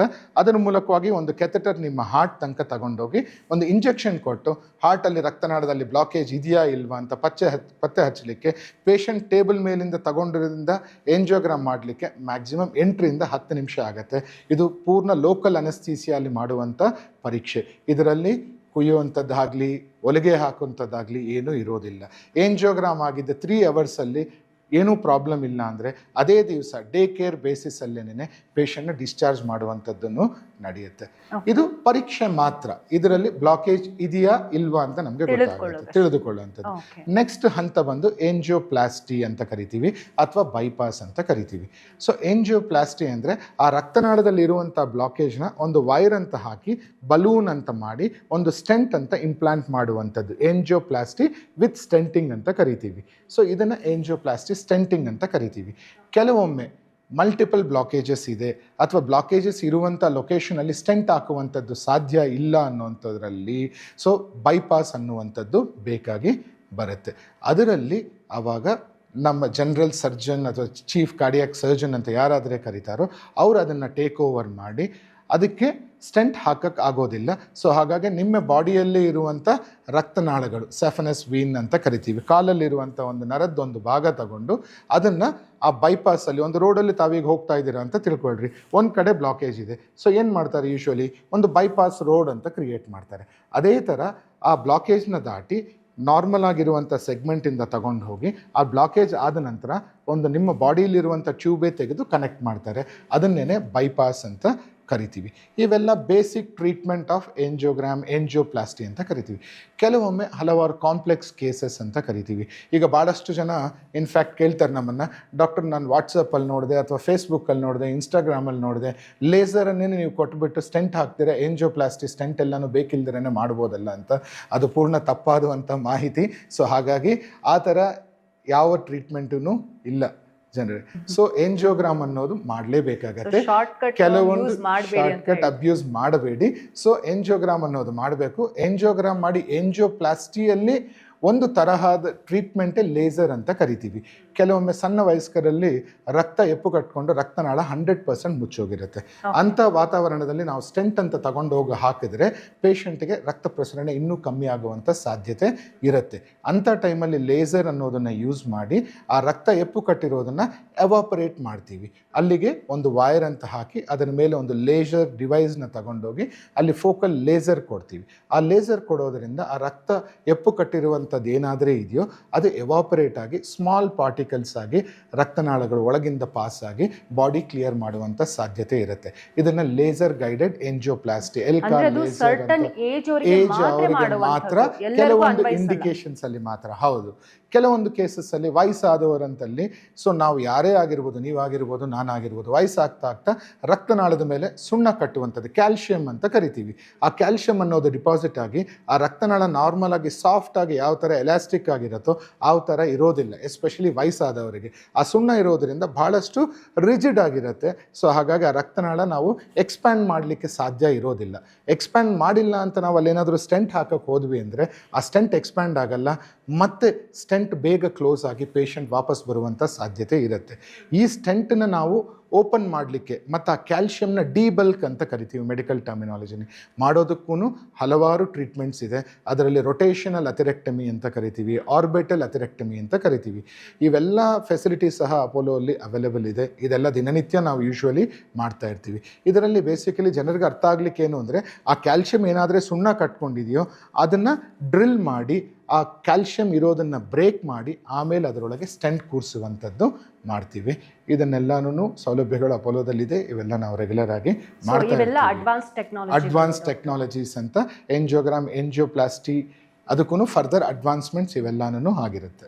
ಡಾಕ್ಟರ್, ನೀವು ಹೇಳಿದ್ರಿ ಅಪೋಲೋ ಆಸ್ಪತ್ರೆಯಲ್ಲಿ ತುಂಬ ಅಡ್ವಾನ್ಸ್ ಟೆಕ್ನಾಲಜಿ ಟ್ರೀಟ್ಮೆಂಟ್ಗಳಿದೆ ಹಾರ್ಟ್ ಅಟ್ಯಾಕ್ಗೆ ಸಂಬಂಧಪಟ್ಟಂತೆ. ಆದರೆ ಇತ್ತೀಚಿನ ದಿನಗಳಲ್ಲಿ ನಾವು ಈ ಟ್ಯಾವರ್ ಅನ್ನೋ ಪ್ರೊಸೀಜರ್ನ ತುಂಬ ಕೇಳ್ಪಡ್ತಾ ಇದ್ದೀವಿ, ಅದ್ರ ಬಗ್ಗೆ ಹೇಳಿ. ಹೌದು, ಟ್ಯಾವಿ ಅಥವಾ ಟ್ಯಾವರ್ ಅಂತ ಏನಾದರೆ ಕರಿತೀವೋ ಅದು ಪರ್ಸೆ ಹಾರ್ಟ್ ಅಟ್ಯಾಕ್ಗೆ ಆಗುವಂಥ ಟ್ರೀಟ್ಮೆಂಟ್ ಅಲ್ಲ. ಹೃದಯದ ಕವಾಟಗಳು ಅಂತ ಕರಿತೀವಿ, ಅಯೋಟಿಕ್ ವ್ಯಾಲ್ವ್ ಅಂತ ಕರಿತೀವಿ. ಆ ಕವಾಟ ಏಜ್ ಆಗುವುದರಿಂದ ಅಥವಾ ಕೆಲವೊಮ್ಮೆ ಬರ್ತಿಂದನೂ ಸಣ್ಣದಾಗುವಂಥ ಪರಿಸ್ಥಿತಿ ಇರುತ್ತೆ. ಸೊ ಅದನ್ನು ರೀಪ್ಲೇಸ್ ಮಾಡುವಂಥದ್ದು ಏನಾದರೂ ಇದೆಯೋ ಅದನ್ನೇ ನಾವು ಟ್ಯಾವಿ ಅಥವಾ ಟ್ಯಾವರ್ ಅಂತ ಕರಿತೀವಿ. Transcatheter aortic valve replacement or implantation ಅಂತ ಕರಿತೀವಿ. ಇದರಲ್ಲಿ ಕೆಲವೊಮ್ಮೆ ವಯಸ್ಸಾದವರಲ್ಲಿ ಈ ಅಯೋಟಿಕ್ ವ್ಯಾಲ್ವ್, ಹೃದಯದ ಕವಾಟ, ಮೇಜರ್ ಕವಾಟ ಏನಾದರೂ ಇದೆಯೋ ಅದು ನ್ಯಾರೋ ಆಗಿರುವಂಥ ಪರಿಸ್ಥಿತಿಯಲ್ಲಿ ಹೃದಯದಿಂದ ಬೇರೆ ಭಾಗಗಳಿಗೆ ಎಷ್ಟು ರಕ್ತ ಪ್ರಸರಣೆ ಆಗಬೇಕೋ ಅಷ್ಟಾಗುವಂಥ ಸಾಧ್ಯತೆ ಇರೋದಿಲ್ಲ. ಆ ಟೈಮಲ್ಲಿ ಸರ್ಜನ್, ಇದಕ್ಕಿಂತ ಮುಂಚೆ ಏನಾಗ್ತಿತ್ತು, ಜನರಲ್ ಸರ್ಜನ್ ಅನ್ನೋರು ಓಪನ್ ಹಾರ್ಟ್ ಸರ್ಜರಿ ಮಾಡಿ ಆ ವ್ಯಾಲ್ವ್ ತೆಗೆದು ಬೇರೆ ಒಂದು ವ್ಯಾಲ್ವ್ನ ಹಾಕುವಂಥ ಪರಿಸ್ಥಿತಿ ಇತ್ತು. ಆದರೆ ಈಗ ನಾನು ಆಗಲೇ ಹೇಳ್ದಂಗೆ ಏಜ್ ಜಾಸ್ತಿ ಆಗಿದೆ, ಕೆಲವೊಮ್ಮೆ ಪೇಷಂಟ್ಗೆ ಫಿಟ್ನೆಸ್ ಇರೋದಿಲ್ಲ, ಆಪರೇಷನ್ ತಡ್ಕೊಳ್ಳುವಂಥ ಶಕ್ತಿ ಇರೋದ್ರಿಲ್ಲ. ಅದು ಅವರ ಜನರಲ್ ಬಿಲ್ಟಿಂದ ಆಗಿರ್ಬೋದು ಅಥವಾ ಜೊತೆಗೆ sugar, BP, cholesterol, heart failure, kidney problem ಇಂಥದ್ದೆಲ್ಲ ಇರುವಂಥ ಪರಿಸ್ಥಿತಿಯಲ್ಲಿ ಅವರು ಓಪನ್ ಹಾರ್ಟ್ ತಡ್ಕೊಳ್ಳುವಂಥ ಪರಿಸ್ಥಿತಿ ಇಲ್ಲ ಅಂತದ. ಆದರೆ ತೊಡೆಯಿಂದನೇ ಜನರಲ್ ಅನೆಸ್ಥೀಸಿಯಾ ಇಲ್ಲದಿರ, ಹಾರ್ಟ್ ಕಟ್ ಮಾಡುವಂಥ ಅಗತ್ಯ ಇಲ್ದಿರನೂ ನಾವು ಎಂಜಿಯೋಪ್ಲಾಸ್ಟಿ ಯಾವ ಥರ ಮಾಡ್ತೀವೋ ಅದೇ ಥರ ಲೋಕಲ್ ಅನೆಸ್ಥೀಸಿಯಾ ಕೊಟ್ಟು ಪೇಷಂಟ್ಗೆ ಸೆಡೇಷನ್ ಅಂತ ಕೊಟ್ಟು ತೊಡೆ ಮೂಲಕವಾಗಿ ಒಂದು ಹಯೋಟಿಕ್ ವ್ಯಾಲ್ವ್ ಅಂತ ತಗೊಂಡೋಗಿ ಆ ಹಳೆಯ ವ್ಯಾಲ್ವ್ನ ಬಲೂನಲ್ಲಿ ದೊಡ್ಡದು ಮಾಡಿ ಒಂದು ವ್ಯಾಲ್ವ್ನ ಕೂರಿಸುವಂಥ ಪರಿಸ್ಥಿತಿ ಇವತ್ತು ಬಂದಿದೆ. ಅದನ್ನೇ ಟ್ಯಾವಿ ಅಥವಾ ಟ್ಯಾವರ್ ಅಂತ ಕೇಳ್ತೀವಿ. ಇದು ಎಲ್ಲರಿಗೂ ಮಾಡುವಂಥ ಪರಿಸ್ಥಿತಿ ಇಲ್ಲ. ಯಾರಿಗಾದರೆ ಸರ್ಜರಿ ತಡ್ಕೊಳ್ಳುವಂಥ ಶಕ್ತಿ ಇರೋದಿಲ್ವೋ ವಯಸ್ಸಾದವರಿಗೆ ಇದು ಬಹಳ ಒಳ್ಳೆ ಟ್ರೀಟ್ಮೆಂಟ್ ಆಪ್ಷನ್ ಇವತ್ತಿನ ದಿವಸದಲ್ಲಿ ಆಗಿದೆ. ಸರಿ ಡಾಕ್ಟರ್, ಇಷ್ಟೊತ್ತು ನಾವು ಮಾಡಿದಂತಹ ಚರ್ಚೆಗಳನ್ನು ನೋಡೋದಾದರೆ ಈ ಹಾರ್ಟ್ ಅಟ್ಯಾಕ್ ಅನ್ನೋದನ್ನು ತಡೆಯೋದಕ್ಕೆ ಏನಾದರೂ ನಮ್ಮ ಜೀವನ ಶೈಲಿಯಲ್ಲಿ ಬದಲಾವಣೆ ಮಾಡ್ಕೊಳ್ಬಹುದಾ? So always prevention is better than cure ಅಂತ ಕರಿತೀವಿ. ಸೊ ಪ್ರಿವೆನ್ಷನ್ ಸಾಕಷ್ಟು ವಿಷಯದ ಬಗ್ಗೆ ನಾವು ಆಲ್ರೆಡಿ ಮಾತಾಡಿದ್ದೀವಿ. ಆದರೂ ಸಹ ಇನ್ನೊಮ್ಮೆ ಹೇಳಲಿಕ್ಕೆ ಜೀವನ ಶೈಲಿ ಮೋಸ್ಟ್ ಇಂಪಾರ್ಟೆಂಟ್. ಡೈಟ್ರಿ ಹ್ಯಾಬಿಟ್ಸ್, ಆಹಾರದ ಬಗ್ಗೆ ಗಮನವಾಗಿರಬೇಕು. ಹೋಲ್ ಗ್ರೈನ್ಸ್ನ ಜಾಸ್ತಿ ಬಳಸಬೇಕು, ಫ್ರೂಟ್ಸ್ ವೆಜಿಟೇಬಲ್ಸ್ನ ಜಾಸ್ತಿ ಬಳಸಬೇಕು. ಸೊ 6 ನಿಯಮಗಳು ಅಂತ ತಗೊಂಡ್ರೆ ಇದು ಮೊದಲನೇ ನಿಯಮ ಅಂತ ತಗೊಳ್ಳಿ. ಎರಡನೇದು ಬಂದು ಧೂಮಪಾನ ಮತ್ತು ಮದ್ಯಪಾನ ತ್ಯಜಿಸಬೇಕು, ಕಂಪ್ಲೀಟಾಗಿ ತ್ಯಜಿಸುವಂಥದ್ದು ಒಳ್ಳೆಯದು. ಮೂರನೇದು ಬಂದು ನಿಮಗೆ ಶುಗರ್, BP, ಕೊಲೆಸ್ಟ್ರಾಲ್ ಇರುವಂಥದ್ರಲ್ಲಿ ಅದಕ್ಕೆ ಉಂಟಾದ ಟ್ರೀಟ್ಮೆಂಟ್ ಏನಾದರೆ ಇದೆಯೋ ಅದನ್ನು ತಗೊಂಡು ಅದರಲ್ಲಿ ಕಂಟ್ರೋಲಲ್ಲಿ ಇಟ್ಕೊಳ್ಳುವಂಥದ್ದು ಮೋಸ್ಟ್ ಇಂಪಾರ್ಟೆಂಟ್ ಥಿಂಗ್. ನಾಲ್ಕನೇದು ಬಂದು ದಿನನಿತ್ಯ ವ್ಯಾಯಾಮ, ಅಟ್ಲೀಸ್ಟ್ 5 ದಿವಸ, ವಾರದಲ್ಲಿ ಒಂದು 5 ದಿವಸ 30ರಿಂದ 45 ನಿಮಿಷ ಮಿನಿಮಮ್ ಒಂದು ಫಿಸಿಕಲ್ ಆ್ಯಕ್ಟಿವಿಟಿ ಅಂತ ಮಾಡುವಂಥದ್ದು ನಾಲ್ಕನೇದು. ಐದನೇದು ಬಂದು ಸ್ಟ್ರೆಸ್ ರಿಡಕ್ಷನ್. ಇವತ್ತಿನ ಪರಿಸ್ಥಿತಿಯಲ್ಲಿ ಪ್ರತಿಯೊಬ್ಬರೂ ಅವ್ರ ಆಫೀಸ್, ಪ್ರೊಫೆಷ್ನಲ್, ಪರ್ಸನಲ್ ಯಾವುದೋ ಒಂದು ಸ್ಟ್ರೆಸ್ಗೆ ಉಂಟಾಗ್ತಾ ಇರ್ತಾರೆ. ಅದನ್ನು ಈಸ್ ಮಾಡಿಕೊಳ್ಳಿಕ್ಕೆ, ಅವಾಯ್ಡ್ ಮಾಡಲಿಕ್ಕಂತೂ ಸಾಧ್ಯ ಇಲ್ಲ, ಅಟ್ಲೀಸ್ಟ್ ಅದನ್ನು ಕಮ್ಮಿ ಮಾಡ್ಕೊಳ್ಳಿಕ್ಕೆ ಏನಾದರೆ ಆಗ್ಬೋದು. ಯೋಗ ಇರ್ಬೋದು, ಮೆಡಿಟೇಷನ್ ಇರ್ಬೋದು, ಆಲ್ಟರ್ನೇಟ್ ಫಾರ್ಮ್ಸ್ ಏನಾದರೆ ಕರಿತೀವೋ that will definitely help in stress reduction. So ಇದೊಂದು ಐದನೇದು. ಆರನೇದು ಬಂದು minimum 7 to 8 hours of sleep ಅಂತ ಕರಿತೀವಿ. ನಿದ್ದೆ ಭಾಳಷ್ಟು ಇವತ್ತಿನ ದಿವಸದಲ್ಲಿ ಎಲ್ರಿಗೂ ಗೊತ್ತಿಲ್ಲದಿರೋ ಸೈಲೆಂಟಾಗಿ ಕ್ರೀಪಿಂಗ್ ಎಪಿಡೆಮಿಕ್ ಅಂತ ಕರಿಬೋದು. ಸ್ಲೀಪ್ಲೆಸ್ನೆಸ್ ಅನ್ನೋದು ಭಾಳಷ್ಟು ಜಾಸ್ತಿ ಆಗ್ತಾ ಇದೆ. ಇತ್ತೀಚೆಗಿರುವಂಥ ರಿಸ್ಕ್ ಫ್ಯಾಕ್ಟರ್ಸಲ್ಲಿ ನಿದ್ದೆ ಕೊರತೆಯೂ ಸಹ ಒಂದು ಹಾರ್ಟ್ ಅಟ್ಯಾಕ್ ಆಗಲಿಕ್ಕೆ ಒಂದು ಮೇಜರ್ ರಿಸ್ಕ್ ಫ್ಯಾಕ್ಟರ್ ಅಂತ ಎಸ್ಟಾಬ್ಲಿಷ್ ಆಗಿದೆ. ಇದೆ ಹಲವಾರು ಸ್ಟಡಿಯಲ್ಲಿ. ಸೊ 7ರಿಂದ 8 ಅವರ್ ಅಂಥದ್ದು ನಿದ್ದೆ ಅಂತೂ ಒಳ್ಳೆ ನಿದ್ದೆ ಮಾಡುವಂಥದ್ದು. ಇದೆಲ್ಲ ಮಾಡೋದ್ರ ಮೂಲಕವಾಗಿ ಹಾರ್ಟ್ ಅಟ್ಯಾಕ್ ಆಗುವಂಥ ರಿಸ್ಕ್ ಏನಿದೆಯೋ ಅದನ್ನು ನಾವು ತಡೆಗಟ್ಟಬಹುದು. ಡಾಕ್ಟರ್, ತುಂಬ ಒಳ್ಳೊಳ್ಳೆ ಇನ್ಫಾರ್ಮೇಷನ್ ಕೊಟ್ರಿ. ಆದರೆ ಜನಸಾಮಾನ್ಯರಲ್ಲಿ ಬರುವಂಥ ಪ್ರಮುಖ ಪ್ರಶ್ನೆ ಅಂದರೆ, ಈ ಪ್ರೈವೇಟ್ ಹಾಸ್ಪಿಟಲ್ಗಳಿಗೆ ಹೋದರೆ ಅಥವಾ ಅಪೋಲೋ ಆಸ್ಪತ್ರೆಗೆ ಬಂದರೆ ಸಿಕ್ಕಾಪಟ್ಟೆ ರೇಟ್ ಇರುತ್ತೆ. ನಾವು ಹೇಗಪ್ಪ ಟ್ರೀಟ್ಮೆಂಟ್ ತಗೊಳ್ಕೊಳ್ಳೋದು? ನಮ್ಗೆ ಒಂದು ಬಜೆಟ್ ನೋಡಿದ್ರೆ ಇಷ್ಟಿರುತ್ತೆ, ಕಾಯಿಲೆ ನೋಡಿದ್ರೆ ಇಂಥ ದೊಡ್ಡದು, ಆದರೆ ಟ್ರೀಟ್ಮೆಂಟ್ಗೆ ಹೋದರೆ ನಮ್ಮ ಕೈಯಲ್ಲಿ ದುಡ್ಡು ನಿಲ್ಲೋದಿಲ್ಲ, ಯಾವ ಥರ ನಾವು ಖರ್ಚು ಮಾಡೋಕ್ಕಾಗತ್ತೆ ಅನ್ನೋದೊಂದು ಜನಸಾಮಾನ್ಯರ ಪ್ರಶ್ನೆ. ಹೌದು, ಬಹಳ ಒಳ್ಳೆಯ ಪ್ರಶ್ನೆ. ಸೊ ಇದರಲ್ಲಿ ನನ್ನ ಮೂಲಕವಾಗಿ ಇನ್ ಮೈ ಲಿಮಿಟ್ಸ್, ನನ್ನ ಇದರಲ್ಲಿ ಏನು ಅದಕ್ಕೆ ಸರಿಯಾದ ಉತ್ತರ ಕೊಡಲಿಕ್ಕಾಗತ್ತೋ ನಾನು ಖಂಡಿತವಾಗ್ಲೂ ಪ್ರಯತ್ನ ಪಡ್ತೇನೆ. ಸೊ ಹೌದು, ಹಾರ್ಟ್ ಟ್ರೀಟ್ಮೆಂಟ್ ಅನ್ನುವಂಥದ್ದು ಇವತ್ತಿನ ದಿವಸದಲ್ಲಿ ಭಾಳಷ್ಟು ಕಾಸ್ಟ್ಲಿ ಅನ್ನುವಂಥದ್ದು ಹೌದು. ಬಟ್ ಅದೇ ಥರ ಇವತ್ತಿರುವಂಥ ಟೆಕ್ನಾಲಜಿಗೆ ಆ ಸಂಸ್ಥೆ ಮಾಡಿರುವಂಥ ಇನ್ವೆಸ್ಟ್ಮೆಂಟ್ ಇರ್ಬೋದು, ಅಲ್ಲಿರುವಂಥ ಮ್ಯಾನ್ ಪವರ್ ಇರ್ಬೋದು, ಕ್ವಾಲಿಫೈಡ್ ಪ್ರೊಫೆಷನಲ್ಸ್ ಇರ್ಬೋದು, ಇವೆಲ್ಲ ಇರಬೇಕಾದ್ರೆ ಹೌದು ಹಾರ್ಟ್ ಟ್ರೀಟ್ಮೆಂಟ್ ಕಾಸ್ಟ್ಲಿ ಆಗುವಂಥ ಪರಿಸ್ಥಿತಿ ಇದೆ. ಸೊ ಅದಕ್ಕಾಗಲೇ ಈಗ ಗೌರ್ಮೆಂಟ್ ಕಡೆಯಿಂದನೂ ಹಲವಾರು ಯೋಜನೆಗಳಿದೆ. ಹಲವಾರು ಗೌರ್ಮೆಂಟ್ ಆಸ್ಪತ್ರೆಯಲ್ಲೂ ಸಹ ಇದಕ್ಕೆ ಚಿಕಿತ್ಸೆ ಅವೈಲೇಬಲ್ ಇದೆ. ಬೇಸಿಕ್ ಟ್ರೀಟ್ಮೆಂಟ್ ಎಲ್ಲ ಕಡೆ ಆಲ್ಮೋಸ್ಟ್ ಅವೈಲೇಬಲ್ ಇರುವಂಥ ಪರಿಸ್ಥಿತಿ ಇದೆ. ಮತ್ತು ಜನಗಳು ಭಾಳ ಸರಿ ಅಂದ್ಕೊತಾರೆ ಪ್ರೈವೇಟ್ ಹಾಸ್ಪಿಟಲ್ಗೆ ಹೋದ ತಕ್ಷಣ ಕಾಸ್ಟ್ ಭಾಳ ಜಾಸ್ತಿ ಆಗುತ್ತೆ, ಇಲ್ಲ ಅವರು ಇದು ಮಾಡ್ತಾರೆ ಅದು ಮಾಡ್ತಾರೆ ಅಂತ. ಅಟ್ಲೀಸ್ಟ್ ನಾನು ನಮ್ಮ ಬಗ್ಗೆ ಅಂತೂ ಪರ್ಫೆಕ್ಟಾಗಿ ಹೇಳುವುದು, ನಾವು ಅಂಥ ಕೆಲಸ ಮಾಡುವಂಥದ್ದಲ್ಲ. ಸೊ ಮತ್ತು ಹೌದು, ಹಾರ್ಟ್ ಅಟ್ಯಾಕ್ ಅನ್ನುವಂಥದ್ದು ಆಗುತ್ತೆ. ಸಾಧಾರಣವಾಗಿ ನೀವು ತಗೊಂಡ್ರಿ ಅಂದರೆ ಒಂದು ಎಂಜಿಯೋಪ್ಲಾಸ್ಟಿ ಮಾಡುವಂಥದ್ದಾದರೆ ಒಂದು 3 ಲಕ್ಷದವರೆಗೂ ಇವತ್ತಿನ ದಿವಸದಲ್ಲಿ ಖರ್ಚಾಗುವಂಥ ಪರಿಸ್ಥಿತಿ ಇದೆ. ಜನಗಳು ಇದರಲ್ಲಿ ಅರ್ಥ ಮಾಡ್ಕೋಬೇಕಾಗಿರೋದು ಏನು ಅಂದರೆ, ಇದು ಬರೀ ಡಾಕ್ಟ್ರು ಹಾಸ್ಪಿಟಲ್ಗೂ ಹೋಗ್ತಾ ಇರುವಂಥದ್ದು ಅಥವಾ ಅವ್ರಿಗೆ ಬರುವಂಥ ದುಡ್ಡು ಅಲ್ಲ. ಇದರಲ್ಲಿ ಕೆಥೆಟರ್ ಅಂತ ಯೂಸ್ ಮಾಡ್ತೀವಿ, ವೈರ್ ಅಂತ, ಬಲೂನ್ ಅಂತ ಯೂಸ್ ಮಾಡ್ತೀವಿ. ಇವೆಲ್ಲನೂ ಕನ್ಸ್ಯೂಮಬಲ್ ಐಟಮ್ಸ್ ಅಂತ ಕರಿತೀವಿ. ಫಾರ್ ಎಕ್ಸಾಂಪಲ್, ಒಂದು ಗೈಡಿಂಗ್ ಕೆಥೆಟರ್ ಅನ್ನೋದು 6,000 ಆಗುತ್ತೆ, ಒಂದು ವೈರ್ ಅನ್ನೋದು ಒಂದು 6,000 ಆಗುತ್ತೆ, ಬಲೂನ್ 25,000 ಆಗುತ್ತೆ, ಸ್ಟೆಂಟ್ 43,000 ಆಗುತ್ತೆ. ಸೊ ಇದೆಲ್ಲನೂ ನೀವು ಕೂಡ ಹಾಕಿ ನೋಡಿದ್ರಿ ಅಂದರೆ ಈ ಕನ್ಸ್ಯೂಮಬಲ್ಸ್ ಅನ್ನೋದೇ ನಿಮಗೆ 1.5 ಲಕ್ಷದ ಮೇಲೆವರೆಗೂ ನಿಮಗೆ ಖರ್ಚಾಗ್ತಾ ಇದೆ. ಸೊ ಇಂಥ ಟೈಮಲ್ಲಿ ಅರ್ಥ ಆಗ್ತಾ ಇದೆ ರೇಟ್ ಯಾವ ರೀತಿ ಏರ್ತಾ ಇದೆಯೋ ಹಾಗೆ ಜನಗಳು ವೀಕ್ಷಣೆ ಮಾಡ್ತಾ ಇರೋಂಥ ಜನಗಳಿಗೂ ಒಂದು ಐಡಿಯಾ ಬಂದ್ಬಿಡುತ್ತೆ ಯಾವ ಲೆವೆಲ್ಗೆ ಹೋಗುತ್ತೆ ಒಂದು ಖರ್ಚಿನ ವೆಚ್ಚಗಳು. ಹೌದು, ಇದರಲ್ಲಿ ಆಸ್ಪತ್ರೆನೋ ಅಥವಾ ಡಾಕ್ಟ್ರು ಇದರಲ್ಲಿ ದುಡ್ಡು ಹಾಕ್ತಿದೆಯೋ ಇದು ಮಾಡ್ಕೊತಿದ್ದಾರೆ ಅನ್ನೋದು 100ಕ್ಕೆ 100 ಪಾಲು ಅದು ತಪ್ಪಿನ ಮಾಹಿತಿ ಜನಗಳಿಗೆ. ಅದಕ್ಕಂತಲೇ ಬಿಡಿಸಿ ನಾನು ಹೇಳುವಂಥದ್ದು. ಮತ್ತು ಇದೇ ರೀತಿಯಲ್ಲೂ ಗೌರ್ಮೆಂಟ್ ಆಫ್ ಇಂಡಿಯಾ ಒಂದು ನೋಟಿಫಿಕೇಷನು ಸಹ ತಂದರು. ಇದಕ್ಕಿಂತ ಒಂದು ಹಲವಾರು ವರ್ಷದ ಹಿಂದೆ ಒಂದು ಸ್ಟೆಂಟ್ ಮ್ಯಾನುಫ್ಯಾಕ್ಚರಿಂಗ್ ಕಾಸ್ಟ್ ಎಲ್ಲನೂ ಸೇರಿ ಹಾಸ್ಪಿಟಲ್ಗೆ ಸಿಗ್ತಾ ಇದ್ದಿದ್ದು 1.25 ಲಕ್ಷ ಆಗ್ತಾಯಿತ್ತು, ಒಂದು ಸ್ಟೆಂಟ್ ಇಂಪ್ಲಾಂಟ್ ಕಾಸ್ಟ್. ಅದೇ ಇವತ್ತಿನ ದಿವಸದಲ್ಲಿ after the government ratified it, now the same quality stent is available for 42,000. 42,000ಕ್ಕೆ ಅದೇ ಕ್ವಾಲಿಟಿ ಸ್ಟೆಂಟ್ ಇವತ್ತಿನ ದಿವಸ ಅವೈಲೇಬಲ್ ಇದೆ. ಸೊ ಹಾಗಾಗಿ ಸರ್ಕಾರನೂ ಇದಕ್ಕೆ ತಕ್ಕಂಗೆ ನಡವಳಿಕೆ ಮಾಡ್ತಾ ಇದ್ದಾರೆ, ಅದನ್ನೂ ಮಾಡ್ತಾ ಇದ್ದಾರೆ. ಮತ್ತು ಈಗ ಪ್ರೈವೇಟ್ ಹಾಸ್ಪಿಟಲ್, ಕಾರ್ಪೊರೇಟ್ ಹಾಸ್ಪಿಟಲ್ ಅಂತ ಏನಾದರೂ ನೀವು ಕರಿತಾ ಇದ್ದಾರೆ ಹೆಚ್ಚಾಗತ್ತೆ ಅಂತ, ಯಾರಿಗಾದರೆ ಈ ಟ್ರೀಟ್ಮೆಂಟ್ ಅಗತ್ಯ ಇದೆಯೋ ಅಂಥ ಕೇಸಸ್ಸಲ್ಲಿ ನಾವೂ ಸಹ ಆ್ಯಸ್ ಡಾಕ್ಟರ್ಸ್ ಇರ್ಬೋದು, ಆ್ಯಸ್ ಎ ಆರ್ಗನೈಸೇಷನ್ ಒಂದು ಕಾರ್ಪೊರೇಟ್ ಹಾಸ್ಪಿಟ್ಲ್ ಇರೋದು, ಅವರೂ ಸಹ ಔಟ್ ಆಫ್ ವೇ ಹೋಗಿ ಹೆಲ್ಪ್ ಮಾಡುವಂಥ ಪರಿಸ್ಥಿತಿನೂ ಇರುತ್ತೆ. ಸೊ ಇದನ್ನು ಯಾವ ಥರ ನಾವು ತಡೆಗಟ್ಬೋದು ಅಂದರೆ, ಒಂದು ಗೌರ್ಮೆಂಟ್ ಕಡೆಯಿಂದ ಒಂದು ಏನಾದರೂ ಈಗ ಕಾರ್ಯಕ್ರಮ ಆಗ್ತಾ ಇದೆಯೋ ಅದನ್ನು ಮುಂದುವರೆದಂಗೆ ಆಯಿತು ಅಂದರೆ, ಮತ್ತು ಜನಗಳೂ ಸಹ ಅವರಿಗೆ ಇನ್ಶೂರೆನ್ಸ್, ಹೆಲ್ತ್ ಇನ್ಶೂರೆನ್ಸ್ ಅನ್ನುವಂಥದ್ದು ಏನಾದರೂ ಇದೆಯೋ ಒಂದು ಫ್ಯಾಮಿಲಿಗೆ ಇನ್ಶೂರೆನ್ಸ್ ಅಂತ ಮಾಡಿಸಿಟ್ಕೊಂಡಿರುವುದು ಒಳ್ಳೆಯದು. ಇನ್ಫ್ಲೇಷನ್ ಅನ್ನೋದು ಯಾವತ್ತೂ ಹೆಚ್ಚಾಗ್ತಾ ಹೋಗೋದರಿಂದ ಫ್ಯೂಚರಲ್ಲೂ ಇದರ ಕಾಸ್ಟ್ ಇನ್ನೂ ಹೆಚ್ಚಾಗುವಂಥ ಪರಿಸ್ಥಿತಿ ಇರುತ್ತೆ. So health insurance, government policy ಇವೆಲ್ಲ ಇರೋದರಿಂದ ಫ್ಯೂಚರಲ್ಲಿ ನೀವು ಹಾರ್ಟ್ ಪ್ರೂಫ್ ಆಗಿರುವಂಥ ಸಾಧ್ಯತೆ. ಹಾಂ ಡಾಕ್ಟರ್, ಈಗ ನೀವು ಹೇಳಿದ್ರಿ ಗೌರ್ಮೆಂಟ್ ಹಾಸ್ಪಿಟ್ಲಲ್ಲಿ ಚಿಕಿತ್ಸೆಯ ವೆಚ್ಚ ಕೂಡ ಕಡಿಮೆ ಇರುತ್ತೆ ಅಂತ.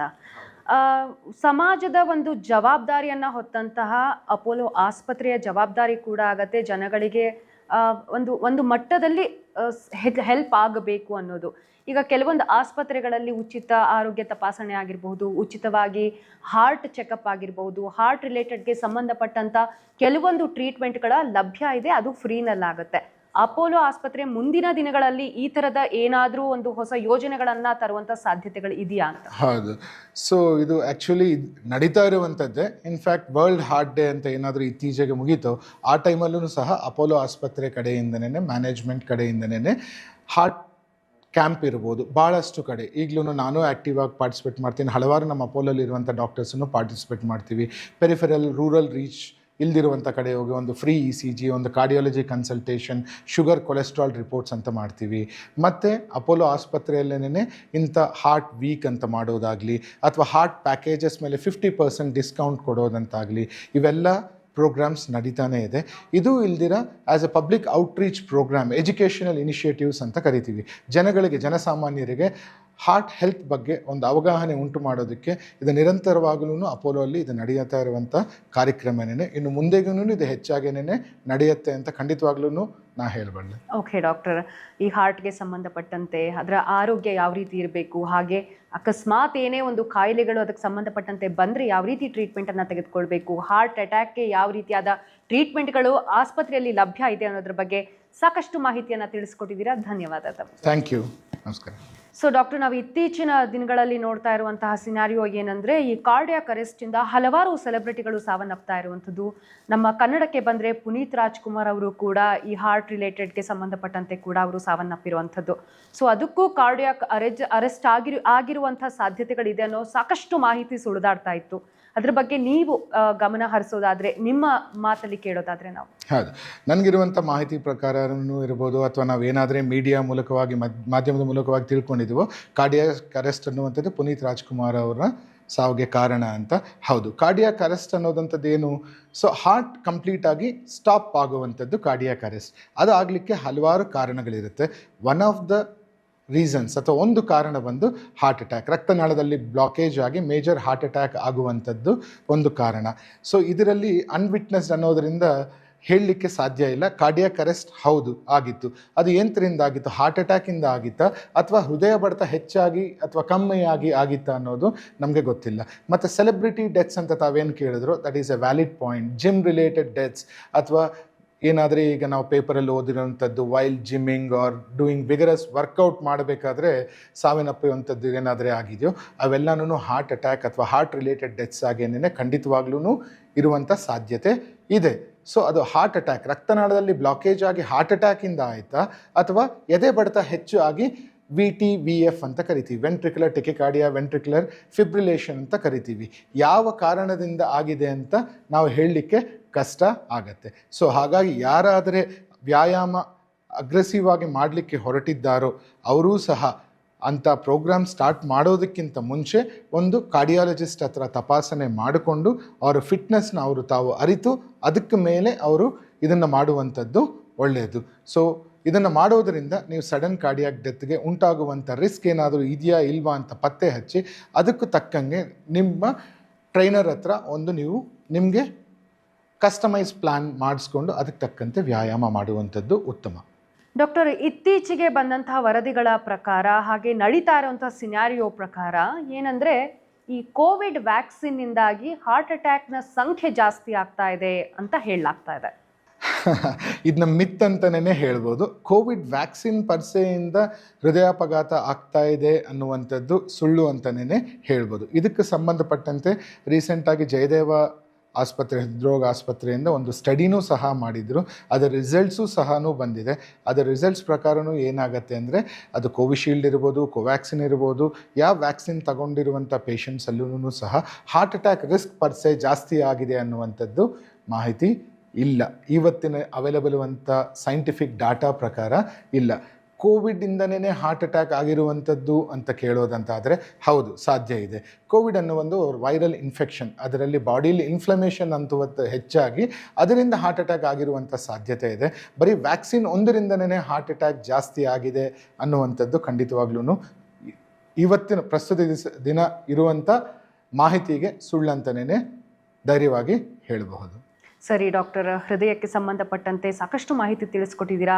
ಹಾರ್ಟ್ ಅಟ್ಯಾಕಿಂದ ಹಿಡಿದು ಕಾರ್ಡಿಯಾಕ್ ಅರೆಸ್ಟ್ ಆಗಿರ್ಬೋದು, ಹಾಗೆ ಅಪೋಲೋ ಆಸ್ಪತ್ರೆಯಲ್ಲಿ ಸಿಗುವಂತಹ ಅಡ್ವಾನ್ಸ್ ಟ್ರೀಟ್ಮೆಂಟ್ಗಳಾಗಿರಬಹುದು, ಹಾಗೆ ಆರೋಗ್ಯವನ್ನು ಯಾವ ರೀತಿ ಸುಸ್ಥಿತಿಯಲ್ಲಿ ಇಟ್ಕೋಬೇಕು, ಅದರಿಂದ ಹಾರ್ಟ್ ಅಟ್ಯಾಕ್ ಆಗೋದನ್ನು ಹೇಗೆ ತಪ್ಪಿಸ್ಕೊಳ್ಬಹುದು ಅನ್ನೋದರ ಕುರಿತು ಸಾಕಷ್ಟು ಮಾಹಿತಿಯನ್ನು ನಮಗೆ ನೀಡಿದ್ದೀರಾ. ಧನ್ಯವಾದ ತಮಗೆ.